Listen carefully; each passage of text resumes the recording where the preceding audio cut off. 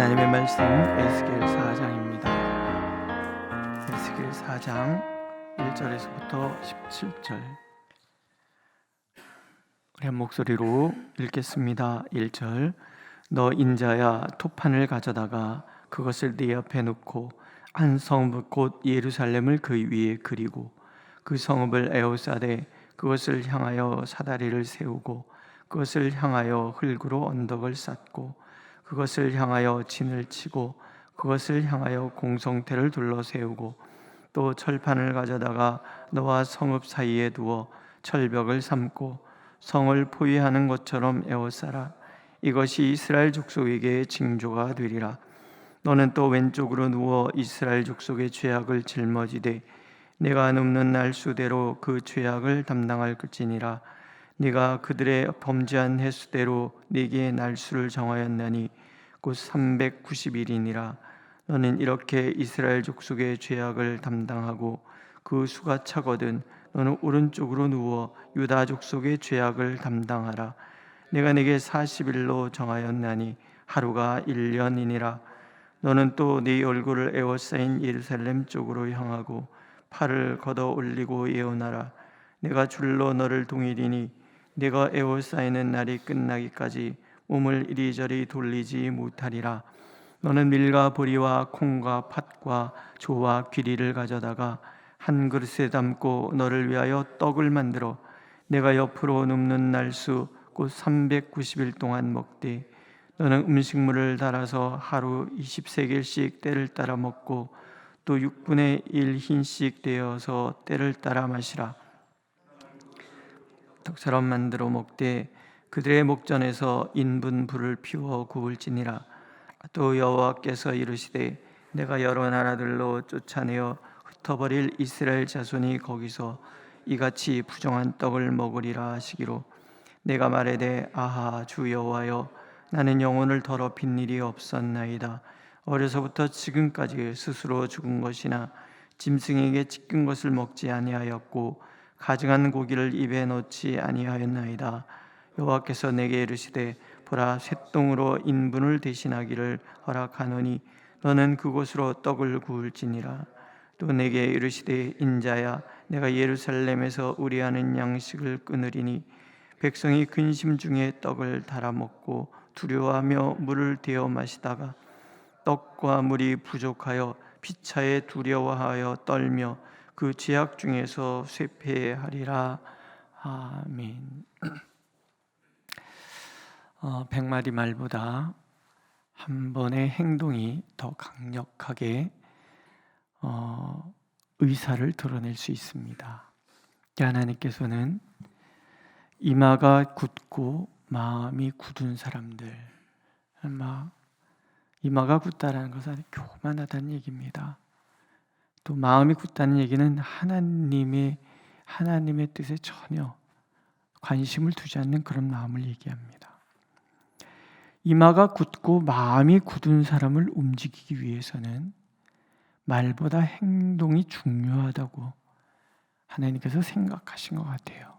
그래서 선지자의 행동을 통해서 사람들의 궁금증을 유발하고 호기심 많은 사람들이 물어볼 거 아니에요. 왜 이렇게 행동하느냐? 그럴 때 하나님의 뜻을 전하라. 그렇게 얘기를 하시는 거예요. 그래서 먼저는 이제 토판, 지금 종이가 많지만 그때 종이가 없을 때잖아요. 그 토판을 가져다가 그게 이제 거기다 예루살렘 성을 그리고 주변에 사다리를 세우고 에워싸고 흙으로 언덕을 쌓고 공성태를 둘러 세우고 또 철판을 가져다가 성읍과 선지자 사이에 두어서 완전히 성을 포위한 것 같이 이렇게 표현하는 거지. 징조다 이거네. 그리고 또 하나는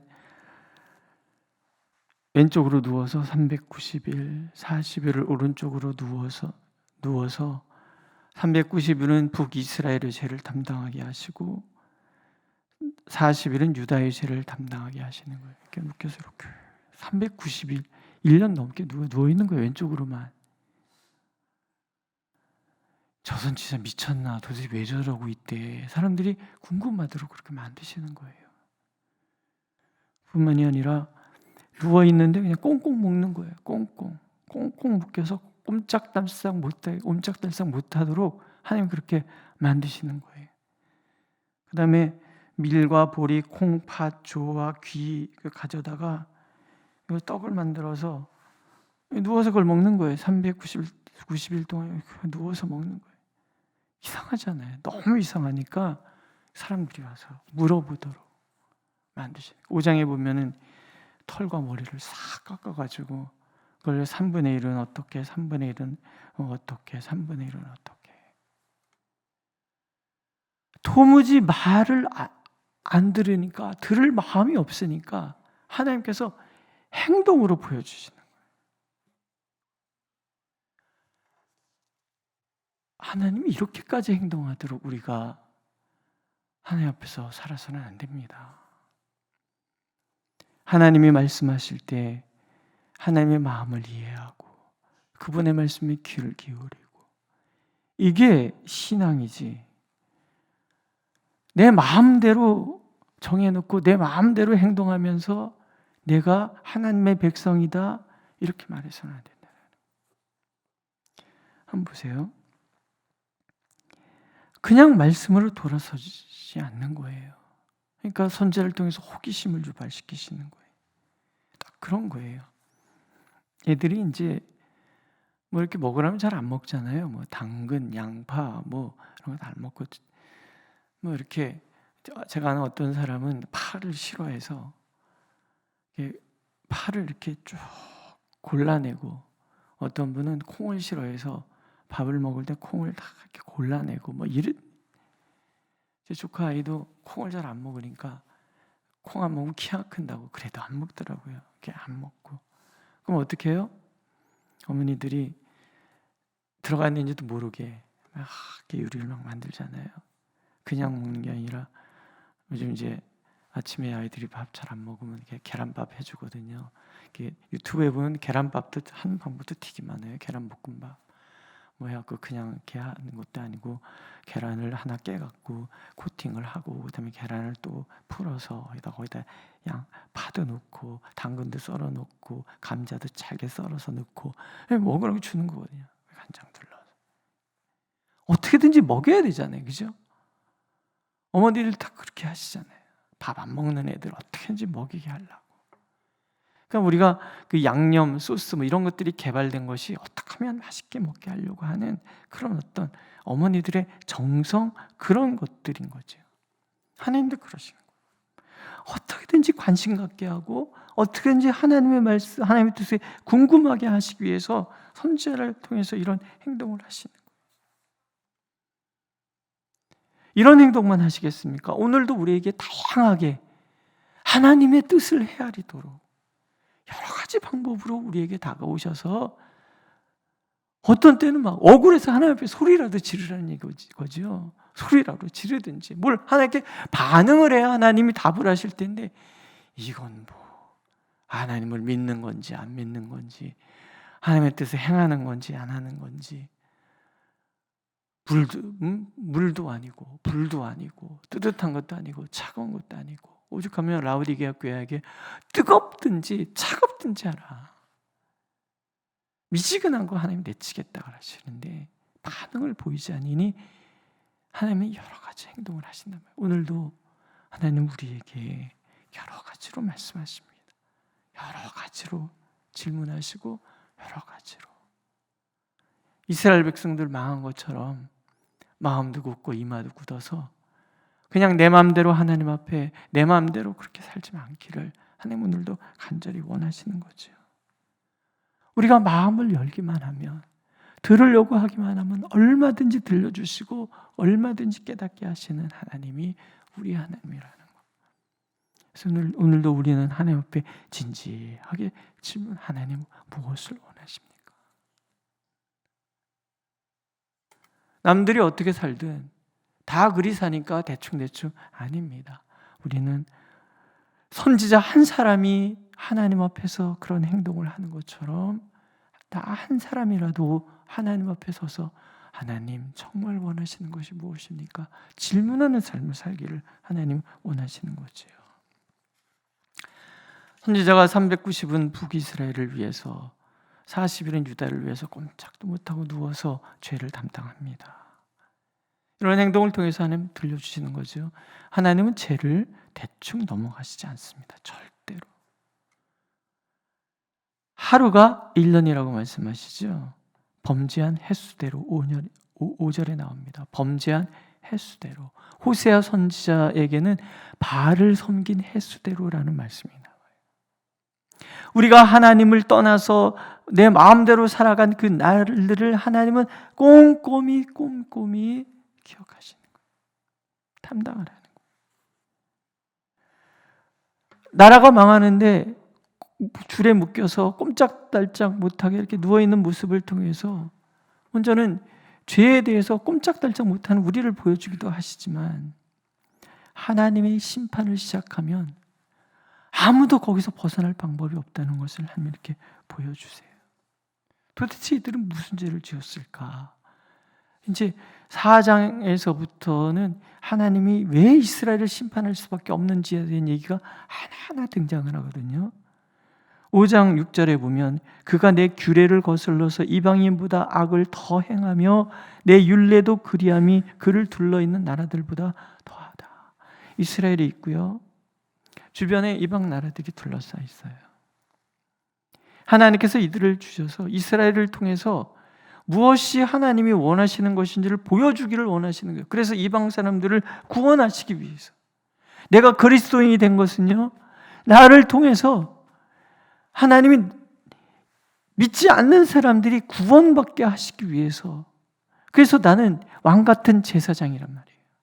왕같은 제사장.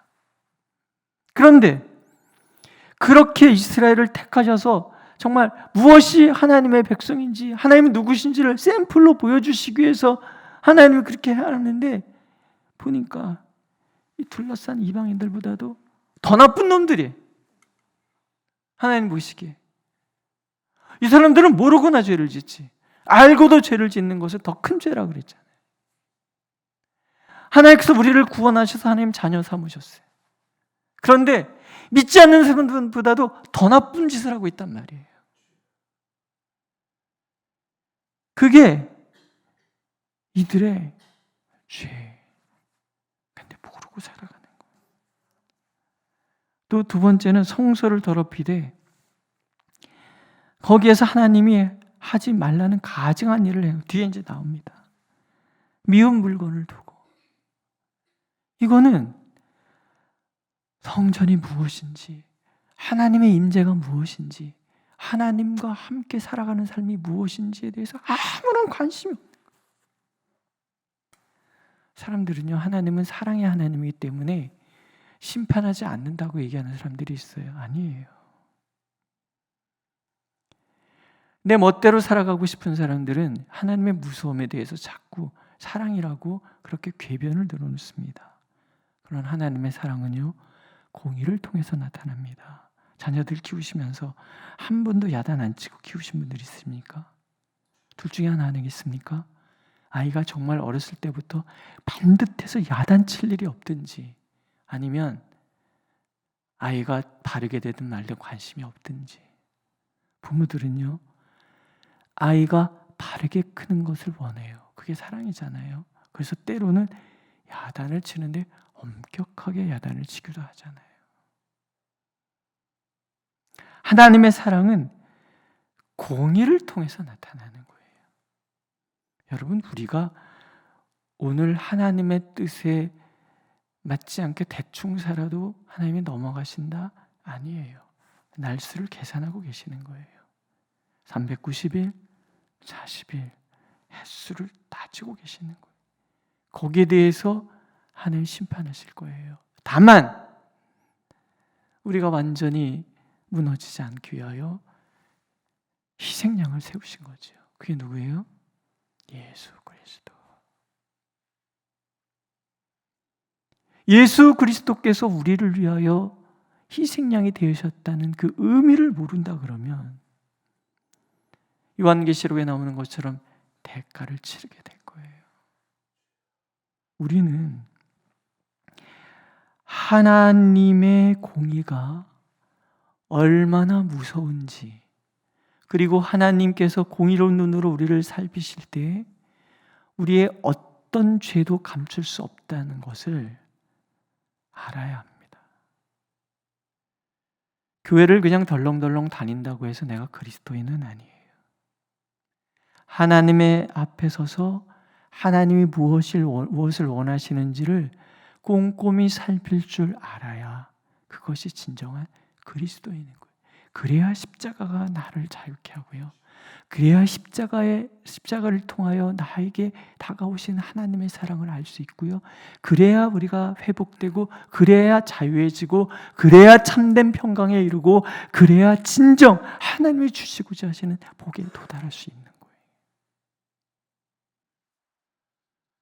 또 에스겔 선지자의 이런 모습을 통해서 하나님은 한 사람이라도 책임을 지고 죄에 대해서 회개를 하면 용서하시는 하나님의 모습을 보여주시는 거예요.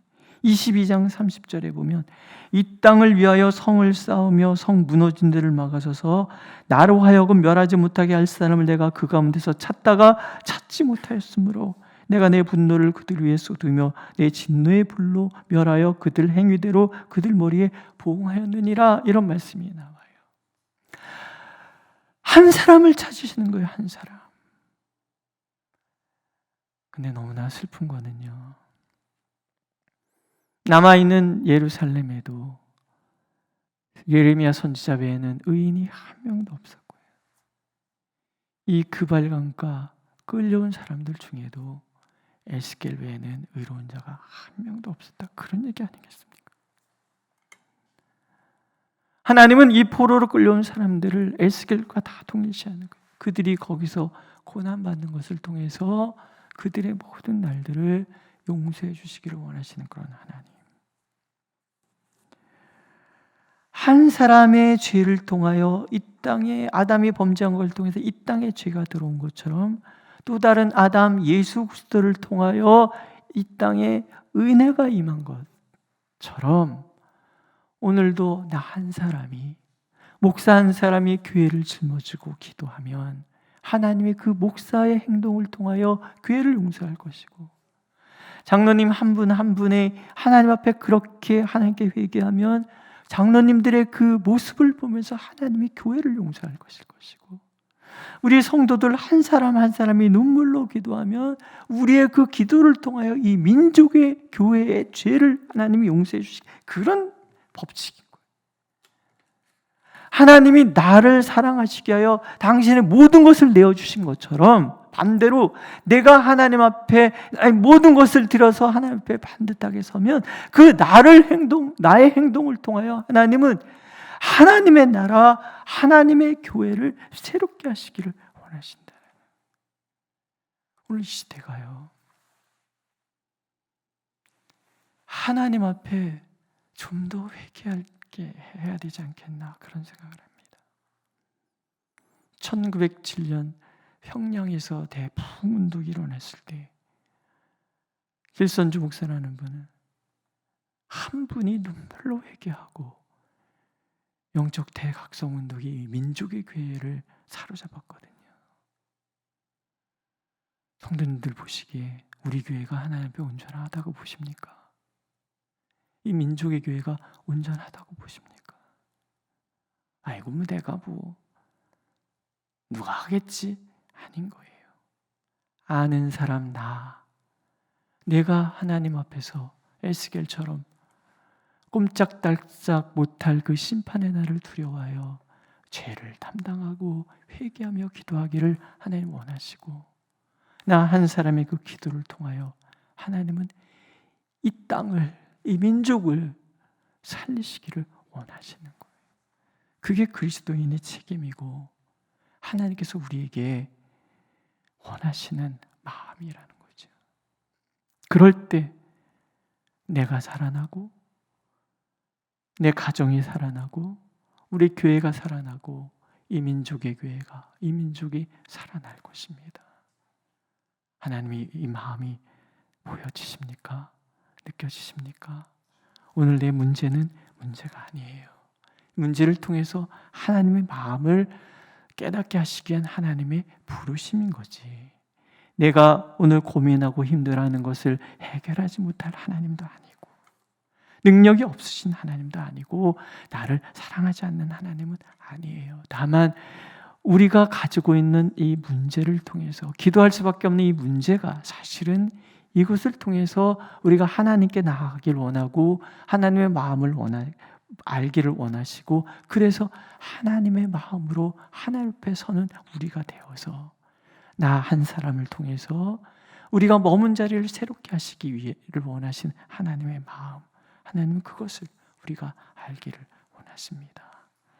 사람 인분으로 구워 먹어라. 그러니까 에스겔 선지자가 하나님, 저는 제사장으로서 더 거룩하지 않은 행동을 한 적이 없습니다. 그랬더니 그럼 소똥으로 해라. 이쪽 지역은 건조해서 소똥 말똥 이렇게 다 풀이니까, 그래서 그 연료로 쓰기도 한다 그래요. 하나님이 바꿔주시잖아요. 중요한 거예요. 하나님은 기계적으로 어떻게 정해놓고 행하는 것이 아니라 때로 우리가 하나님 앞에 이렇게 요구하고 저렇게 요구했을 때 그에 맞게 바꿔가시면서 하나님의 뜻을 이루어가시는 그런 분이라는 거예요. 오늘 내 기도가 얼마나 중요한지 아시겠죠? 오늘도 하나님은 그렇게 우리가 하나님께 기도하고 하나님과 교제함으로 하나님의 역사를 그렇게 이루어가기를 간절히 원하고 계십니다. 기도하겠습니다. 하나님, 나 한 사람이 아주 작을지 모르지만, 그러나 나 한 사람의 기도를 통하여 하나님의 민족의 죄도 용서해 주시겠다고 약속하여 주셨습니다. 에스겔 선지자가 하나님 앞에서 행한 행동처럼 오늘도 우리 한 사람 한 사람이 우리 교회를 위하여, 또 이 민족을 위하여, 민족의 교회를 위하여 기도할 때 하나님께서 들으시고 결코 우리가 작은 자가 아니라 하나님에서 큰 자임을 알게 하시고, 우리의 기도가 작은 기도가 아니라 하나님의 보좌를 움직이는 기도임을 이 새벽에 알도록 역사하여 주시옵소서. 예수님의 이름으로 기도드렸습니다. 아멘. 하늘에 계신 우리 아버지, 아버지의 이름을 거룩하게 하시며 아버지의 나라가 오게 하시며 아버지의 뜻이 하늘에서와 같이 땅에서도 이루어지게 하소서. 오늘 우리에게 일용할 양식을 주시고 우리가 우리에게 잘못한 사람을 용서해 준 것 같이 우리의 죄를 용서하여 주시고 우리를 시험에 빠지지 않게 하시고 악에서 구하소서.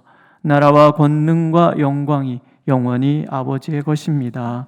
아멘.